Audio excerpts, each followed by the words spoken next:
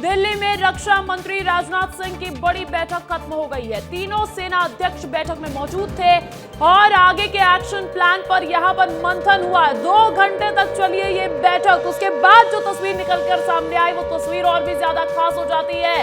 भारत पाकिस्तान तनाव के बीच एक तरफ बैठकों का दौर जारी है और मंथन किया जा रहा है, तो दूसरी ओर हम देख रहे हैं कि तमाम दिशा निर्देश भी बैक टू बैक जारी किए जा रहे हैं। दिल्ली में रक्षा मंत्री राजनाथ सिंह की बहुत बड़ी बैठक 2 घंटे तक चली है। तीनों सेना अध्यक्ष इस बैठक में मौजूद रहे और आगे के एक्शन प्लान पर मंथन किया गया है। लेकिन ये हंसते चेहरे दिखाता है कि कितना सशक्त भारत है हर संभव चुनौती का सामना करने के लिए। भारत पाकिस्तान तनाव के बीच ये बहुत बड़ी तस्वीर साबित हो रही है। दिल्ली में रक्षा मंत्री राजनाथ सिंह की बहुत बड़ी बैठक खत्म हो गई है। 2 घंटे तक ये बैठक चली है।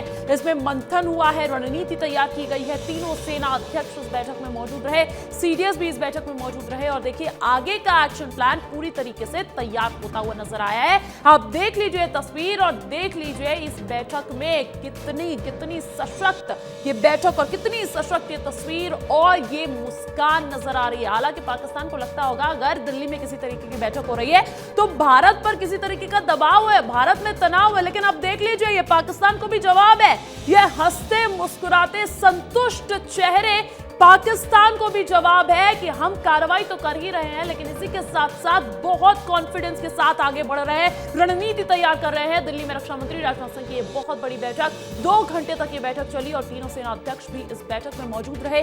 साथ ही साथ सीडीएस जनरल अनिल चौहान भी मौजूद रहे। रुक कर लेते हैं न्यूज रूम का सहयोगी प्रत्यक्ष दुबे मेरे साथ लगातार बने हुए हैं। प्रत्यक्ष, ये तस्वीर बहुत कुछ कहती है।